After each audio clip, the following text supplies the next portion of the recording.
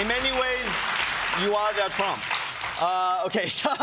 Many people say that. Yeah, man, look, your bona fides impeccable. Harvard, Yale. You argued in the Supreme Court. More importantly... Okay, let's stop. That's enough. No, more importantly, half Asian. This guy, yes. yeah, there we go. Hey. There we go, all right. Boom. So I don't want to waste anyone's time. I really want to pick your brains with this. Based on your expert legal opinion, this current Trump case, with this guilty verdict, what does this mean going forward? Is this going to hold up? He's a criminal. He's a criminal, for sure. Yep. Okay. But, Times 34. But isn't this up for appeal? It's going to be up for appeal. It's not going to be appealed this year. I mean, the appeal will start this year. It can't start until after he's sentenced on July 11th. Mark your calendars. And what are the chances of the appeal? I don't think they really have much on appeal. I mean, I sat through a good chunk of the trial. I followed the issues. I don't think. The main counter argument is that against his conviction is that correct me if I'm wrong, please. No. Is that the New York State does not have jurisdiction over a federal matter? No, that's a bogus argument because what happens is that there are two levels of falsifying classified documents that you can be convicted for. One is a misdemeanor, which is second degree, and one is felony, which first degree. And to kick from second degree up to first degree, you have to you have to have the intent to conceal or commit some other offense. And that offense was actually a state law offense. The state law offense is conspiring to influence an election by unlawful means, and the unlawful means can be violations of federal law or violations of state law, and there's really no question about that. And the jury, the jury was really fast. I mean, it wasn't a hard case at the end of the day. Oh, so you don't feel that? You feel it's pretty open and shut? Yeah, no, I thought it was open and shut before the verdict came in. Okay. And I thought, frankly, I thought a lot of the television coverage was misleading. I think there's a tendency to make everything a horse race and make everything exciting. Sure. But the fact of the matter is, the case was strong from the beginning, and the prosecution actually executed perfectly. Sure. And the defense kind of was a little messed up because they have a problem. And pray tell, what might that be? The problem is they have some lunatic telling them what to do. And not all... Wait, who are you referring to? There's this guy who was sitting there every day, kind of orangey. Sure. And every so often he'd wake up and make a suggestion. These were not good suggestions. He doesn't really know what he's doing. He thinks he does, but he doesn't know what he's doing. Well, the reason I like talking to you about the legal case is because you have a conservative background. Yeah. And not just that, but I always feel like you seem, from what I've heard and read from you, you always seem to have a pretty balanced, reasonable view on this. And that's why when you discuss these cases, you always discuss it from a very legal point of view, and you're trying to be biased about this stuff. So when you say that this is really open and shut, I kind of trust your opinion more than most people, because I feel like you not only understand the law, but you come from that. The jury agreed. Oh, yeah, right. So there's that. Okay, so that's one of the cases. Then there's a few other cases happening. Few other cases, I mean, those other cases, I know most of them we're not even gonna hear about them before the election? Probably not, although there's an outside shot that the January 6th case that has been brought by the U.S. Department of Justice in the District of Columbia, there's an outside chance that trial could start in September or October. I wouldn't necessarily put a lot of money on it, but it's possible. It really depends on what the Supreme Court does in the next couple of weeks. Well, for that case, what's your analysis on that one? Is that open and shut, or is that? I think it's pretty strong. I mean, the charges that are in that case involve obstruction of an official proceeding, and he obviously tried to obstruct an official proceeding by corrupt means, by, among other things, intimidating the vice president, and also by submitting these fake electoral certificates that said that he had, was entitled to electoral votes in states where he lost the election. Okay, sure. So then what's the other? What's he going to argue? What's the counter argument to all this? Oh, I was just validly contesting an election. It was my right to do that. I don't really see what the substantive defense is there either. He doesn't really have one. And the case where he's really dead to rights is the one in Florida. Which is for those of us who are incapable of following this many legal cases. This is the one. Which one is this one? Is this one? This is the one where he stole the classified documents, like many, many boxes. He took them to Florida.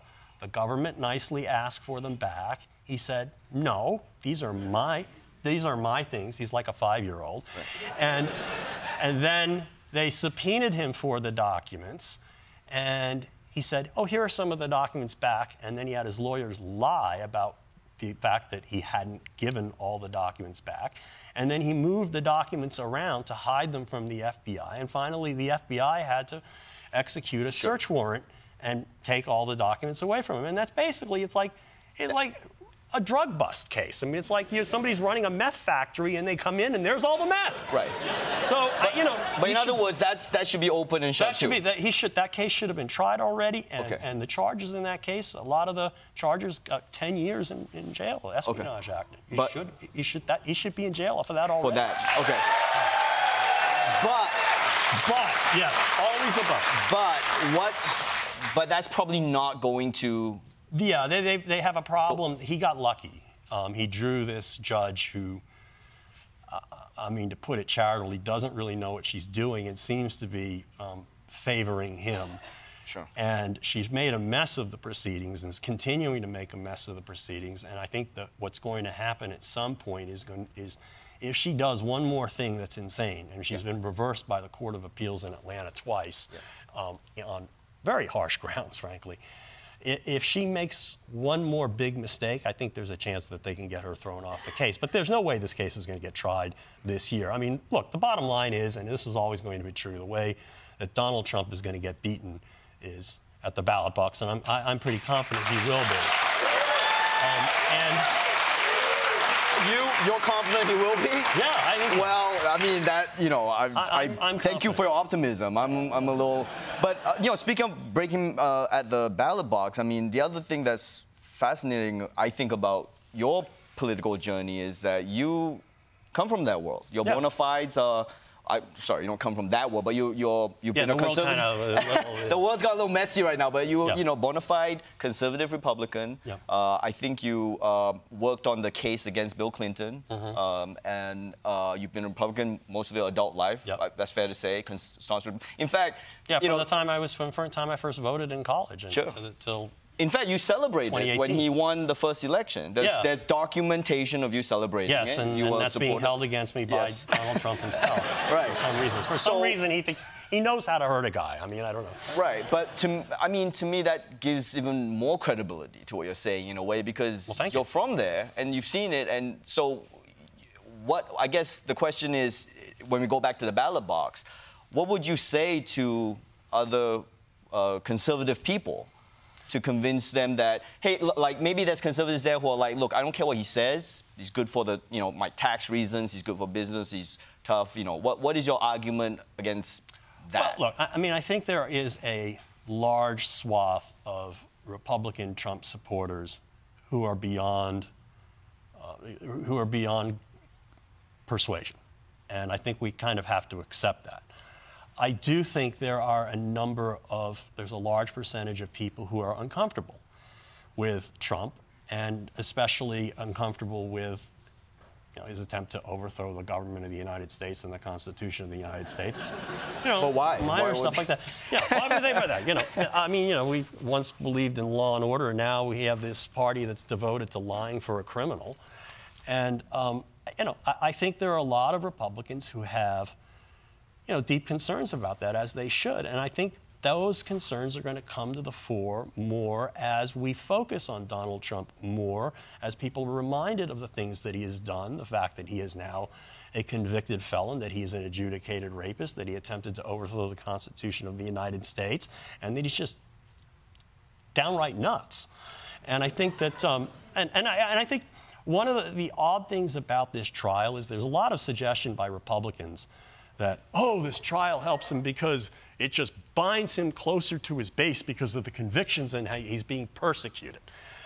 And there is some truth to that, but the thing is, he was advantaged by the trial in the sense that it took him off the radar screen. He has been advantaged over the last 3 years since January 6th because we've seen less of him. But we're going to see more of him, like he was a couple of weeks ago. I don't know how many of you people saw this, but he was in Wildwood, New Jersey, talking about what a great guy Hannibal Lecter was. Yeah.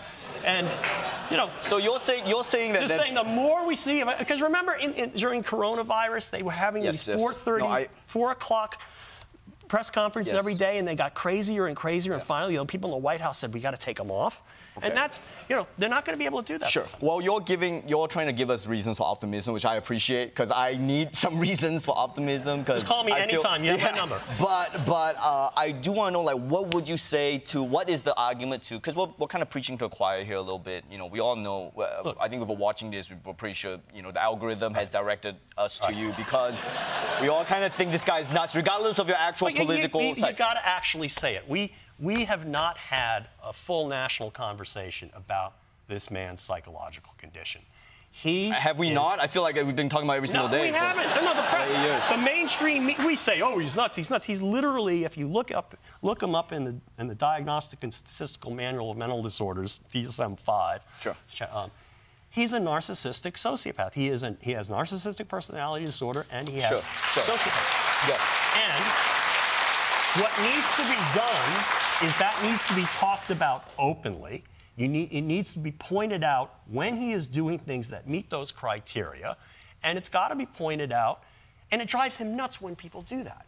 And that's the other thing, is what you can do is you can have this cycle where you drive him nuts by saying, he's crazy, he acts nuts, then you have more video and say, look at how nuts he is. And that's what has to be done. The other thing that I would recommend to liberals is, don't get mad. The people who support Trump like when liberals get mad. That's why they like Trump. They say, oh, he makes all these people, these snotty liberals mad. It's like, make fun of him. You can make fun of him and mock him, you know, the way, you know, I mean, this is what these shows do. You're kind of addressing the whole premise of the show right now. Right, exactly. That's what we're trying to do here. I don't know. No, you guys, you all play an important role. Kimmel at the Oscars plays an important role. Sure.